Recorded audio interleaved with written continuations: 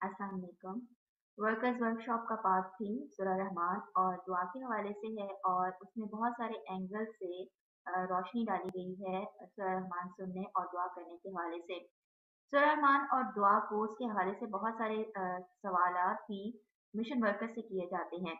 First video में उन सवालात के हवाले से डिस्कस किया गया कि वो कौन से सवालात हैं और उन सवालों का जवाब कैसे दिया जा सकता है। एक मिशन वर्कर को उनका मालूम होना चाहिए ताकि अगर कोई भी किसी हवाले से भी किसी कंफ्यूजन का शिकार हो तो उस कंफ्यूजन को वो दूर कर सके। आज का पहला सवाल जो डिस्कस करेंगे कि बाज़ वक़्त हमसे पूछा जाता है कि हाथ उठाकर दुआ क्यों नहीं करवाई जाती। तो इसमें ये है कि बुनियादी तौर पर जो दुआ का तरीका बताया गया ना तो उसमें ये कहा जाता है कि ज़रूर हाथ उठाएँ या ये भी नहीं कहा जाता है कि हाथ ना उठाएँ, पाबंदी नहीं लगाई जाती। सिर्फ ये कहा जाता है कि हर तरफ से तवज्जो हटाकर अल्लाह की तरफ खुद को मुतवज्जो करते हुए अल्लाह के सामने खुद को पेश महसूस करें और हमारा मकसद भी यही है। ये मकसद नहीं है कि हाथ उठाने या ना उठाने पर फोकस करवाया जाए बल्कि सिर्फ दिल को इस हालत में लाना है जो अल्लाह की पसंदीदा हो और वह सच्चाई से हम अल्लाह के सामने जब पेश होते हैं तो वो एहसास खुद ब खुद दिल में बेदार होने लग जाते हैं और फिर अगर किसी का दिल करे तो वो हाथ उठाएं, अगर किसी का दिल करे तो वो हाथ ना उठाएंगे। हर एक की अपनी अपनी मर्जी है। हम बाज़ औक़ात इस पोस्चर में रिलैक्स महसूस करते हैं कि हाथ बांधे हुए हों या गोद में हाथ रखे हुए हैं और हम आराम से तसल्ली से सुकून से दुआ कर सकें। तो ऐसी कोई पाबंदी नहीं है। इसके अलावा ये भी पूछा जाता है सवाल कि सूरह रहमान कारी अब्दुल बासित साहब जो हैं उनकी आवाज़ में ही क्यों सुनी जाए और 9 मिनट वाली भी सूरह रहमान जो है वो मौजूद है उनकी आवाज़ में किरात, तो 20 मिनट वाली क्यों सुनी जाए और कसीदा बुर्दा शरीफ का दौरानिया भी 15 से 20 मिनट का होना क्यों ज़रूरी बताया जाता है। तो ऐसे है कि ये इसको इस मिसाल से समझा जा सकता है कि जैसे हमें फ्लू ही हो जाता है ना, तो हम कहते हैं कि एंटीबायोटिक का कोर्स जो भी डॉक्टर ने बताया जितने दिन का वो ज़रूर करें, अगर नहीं करेंगे तो उसका उस तरह से इफ़ेक्ट नहीं होगा और फ्लू फ्लू जो है वो प्रोलॉन्ग होता जाएगा। और इसके बजाय अगर हम मुसलसल कोर्स करते रहें एंटीबायोटिक का या जो भी उन्होंने दवाई तजवीज़ की होती है, तो हमें उसका मकसद जो होता है वो रिज़ल्ट मिल जाता है। तो इसी तरीके से ये जो सूरह रहमान जो है 20 मिनट की है या कसीदा बुर्दा शरीफ भी इतना ही ड्यूरेशन का सुनने के लिए कहा जाता है।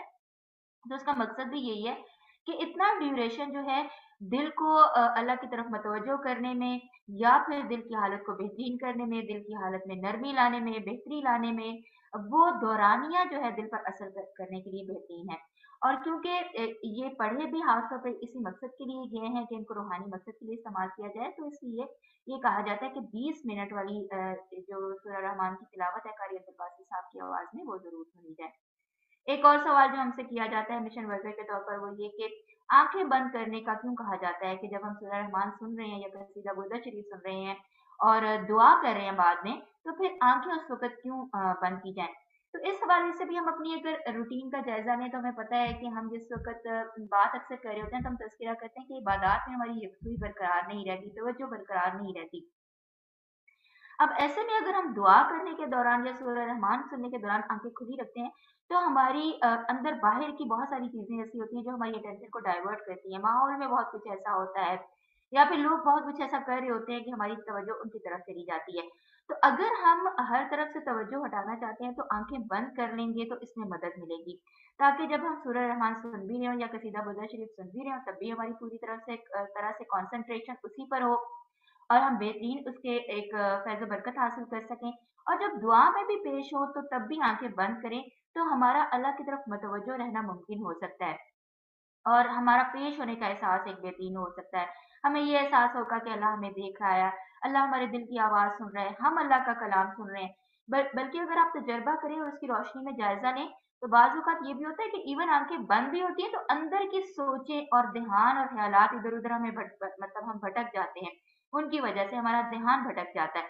तो उसमें भी हमें आँखें बंद करते हुए चंद रोज़ की प्रैक्टिस की ज़रूरत होती है, तभी हम कंसंट्रेशन एक नुक्ते पर मरकूज़ कर सकते हैं, तवज्जो एक नुक्ते पर ला सकते हैं। तो इसलिए ऐसे समझें कि वो जो दुआ में 20 मिनट या कसीदा बुर्दा शरीफ सुनते हुए जो आँखें बंद करना है, वो इसीलिए है कि हम तवज्जो हटा सकें हर तरफ से और इस एहसास में अल्लाह के सामने पेश हो सकें कि अल्लाह हमें देख रहा है और हम अपने दिल की बात अल्लाह के सामने कर रहे हैं, अल्लाह के साथ कर रहे हैं और वो सुन रहा है। जब हम यूँ दुआ में और सूरह रहमान के दौरान आँखें बंद करते हैं और पेश होते हैं, तो बाद में जो दीगर इबादत हैं, उनमें भी हमें बहुत ज़्यादा मदद मिलती है, यकसुई मिलती है और हम बेहतर तरीके से अल्लाह के सामने पेश हो सकते हैं। एक और सवाल जो पूछा जाता है वो ये है कि हम किसी के साथ दुआ क्यों करवाएँ? अल्लाह हमारी नहीं सुनेगा? करनी तो दुआ अल्लाह के साथ ही है, काम भी अल्लाह ने ही करना है, तो फिर किसी और के साथ दुआ क्यों करवाई जाए और हमारे और अल्लाह के दरमियान कोई तीसरा क्यों आए? तो इसको भी बहुत ज़्यादा ईज़िली समझा जा सकता है कि जैसे हम बंदों के ज़रिए बहुत सारे काम अपने कर रहे होते हैं। हम अगर बीमार ही हो जाते हैं ना, फ़र्ज़ करें इसी एग्ज़ाम्पल को लें, तो डॉक्टर के पास दौड़ते हैं। बाज़ औक़ात उस वक़्त हमें याद भी नहीं रहता, ज़्यादातर कि हमने दुआ करनी है और अल्लाह तो शिफ़ा देने वाला है, शिफ़ा तो उसके हाथ में है। वो शिफ़ाए कामिला अता करने वाला है, हम डॉक्टर के पास क्यों जाएँ? वो तो तीसरा बंदा है, तब हम ऐसा नहीं कहते। तो फिर एक अल्लाह का बंदा जिसको हमेशा अल्लाह ने हमेशा बंदों को बंदे के लिए अपनी पहचान करवाने के लिए या राह हिदायत दिखाने के लिए वसीला बनाया है बंदों को बंदे का। और भी दीगर मामलात में हम देखें तो ऐसे ही हम एक दूसरे से मदद ले रहे होते हैं, उन वसाइल से मदद ले रहे होते हैं जो कि अल्लाह ने हमारे लिए पैदा फरमाए। तो एक ऐसा बंदा जो हमें अल्लाह के सामने पेश होना सिखा रहा है, अल्लाह का यकीन हमारे दिल में पुख्ता कर रहा है, उसको दरमियान में तीसरा क्यों समझा जाए कि अल्लाह और मेरे दरमियान में आ रहा है? ऐसा नहीं है। दुनिया में अगर कोई हमारी मसाइल में आसानी करे, हमारे लिए सुकून का बायस बने तो हम उसे अपना मोहसिन समझते हैं। हमेशा उसके जैसे एहसानमंद रहते हैं। तो ऐसे ही अगर कोई हमें हमारे मसाइल के हल के लिए अल्लाह के सामने झुकना, पेश होना, उससे माँगना सिखा रहा है, तो उसे गैर नहीं समझना चाहिए, बल्कि वो तो हमारे लिए ज़िंदगी में जो हम कहते हैं ना कि हातमा बिल ईमान हो, वो जो कम ईमानी और बेयकीनी और मायूसी की गहराइयों की तरफ हम जा रहे होते हैं, वो अल्लाह का बंदा जो हमें दुआ करना सिखा रहा है, उसकी वजह से हमें सुकून भी अता हो रहा होता है और हमारी वो जो आज़माइशें, मुश्किलें होती हैं, वो भी अल्लाह के करम से ही आसान हो रही होती हैं। हमारा वो जो यकीन का लेवल डाउन हुआ होता है, वो भी बेहतर होना शुरू हो जाता है और हमारे दिल में इत्मीनान भी उतरना शुरू हो जाता है। तो दिल को जो भी ऐसा अल्लाह का बंदा, यानी हम एक मिशन वर्कर के तौर पर यही काम कर रहे होते हैं ना, तो जब किसी को इसका जवाब दे तो इन एंगल से उसको बताएं कि जब हम ऐसा काम कर रहे हैं और अल्लाह अपने करम से राह दिखा रहा है, यकीन और ईमान के लेवल में बेहतरी आ रही है, तो उसको कहीं पर भी तीसरा बंदा या गैर नहीं समझा जाना चाहिए, बल्कि यूं जिस वक्त हम मिशन वर्कर के तौर पर काम कर रहे होते हैं, तो क्योंकि हमारे अपने अंदर भी बदलाव आया होता है, हमारे अंदर यकीन की रोशनी होती है, ईमान की रोशनी होती है, वो शम्मा जो हमारे अंदर रोशन होती है, उसी रोशनी को हम अंदर किसी के अंदर भी जब बात कर रहे होते हैं, तो वो रोशनी उस तक भी ट्रांसफर की जा रही होती है। अल्लाह अपने करम से ऐसी बात करवा रहा होता है। तो यहाँ पर जिस वक़्त हम किसी को भी सवाल का जवाब दें, तो उसे ये बताएँ कि जो बंदा भी हमें ये राह दिखा रहा है, साथ मिलकर दुआ करवा रहा है, तो ये तो समझें कि वो आसानी कर रहा है और वो अल्लाह ने ही हमारे लिए एक वसीला और ज़रिया बनाया है और वो तीसरा बंदा नहीं है। बल्कि अगर देखा जाए तो अल्लाह को साथ मिलकर दुआ करना वैसे भी पसंद है, आपस में दुःख-दर्द बाँटना बहुत पसंद है अल्लाह को और प्यार-मोहब्बत रखना बहुत पसंद है। जैसे ज़कात देते हैं, तो वो तमाम जैसे अरकान इस्लाम है, उसमें ज़कात देना वो भी बंदों की एक भलाई के लिए, बेहतरी के लिए, हज के तमाम अरकान में, बाजमात नमाज में, बीमार पुरसी करते हुए, खैरात और सदक़ात देते हुए, ये तमाम चीज़ें इस चीज़ को वाज़ेह करती हैं कि एक-दूसरे का ख़्याल रखना और दर्द का एहसास करते हुए उस दर्द को बाँटना अल्लाह को पसंद है। और वैसे भी अगर देखा जाए तो अल्लाह ने हज़रत मूसा अलैहिस्सलाम से भी फरमाया था कि ए मूसा मुझसे उस ज़बान से दुआ माँगो कि जिससे तुमने गुनाह ना किया हो। तो हज़रत मूसा अलैहिस्सलाम ने अर्ज़ फरमाया था कि या अल्लाह मैं वो ज़बान कहाँ से लाऊँ? तो अल्लाह ने फरमाया था कि मूसा अपने लिए दूसरों से दुआ करवाओ क्योंकि तुमने उनकी ज़बान से गुनाह नहीं किया। तो इसी तरह हम भी एक-दूसरे के लिए दुआ कर रहे होते हैं और वो अल्लाह को पसंद आ रहा होता है और बेशक करना अल्लाह ने ही है और किसी वक़्त मुश्किल वक़्त में, परेशानी में जब हमारे साथ कोई मिलकर दुआ कर रहा होता है, तो अल्लाह अपने करम से उस आज़माइश में आसानी फरमा देता है। तो यहाँ पर इस हवाले से ज़रूर अपना जायज़ा लेना चाहिए और दूसरों को भी गाइड करते हुए इस बारे में बताना इन एंगल से अगर हम करेंगे तो उनको समझने में आसानी होगी। एक और सवाल जो किया जाता है कि अच्छा जी किसी के साथ दुआ करना मिलकर या कराना ये बिदअत तो नहीं है? ऐसा नहीं है क्योंकि अभी जैसे ज़िक्र हुआ कि 2 या 2 से ज़्यादा बंदों का मिल-जुल कर एक-दूसरे के लिए दुआ करना ये तो अल्लाह का पसंदीदा है और कई जगह पर अल्लाह ने इस चीज़ को अगर देखें तो इस चीज़ के हवाले से हम ये काम कर भी रहे होते हैं और इस हवाले से अगर देखा जाए तो बाजमात नमाज के बाद इमाम साहब दुआ करवाते हैं, हज के मौके पर कोई ना कोई ऐसी दुआ होती है।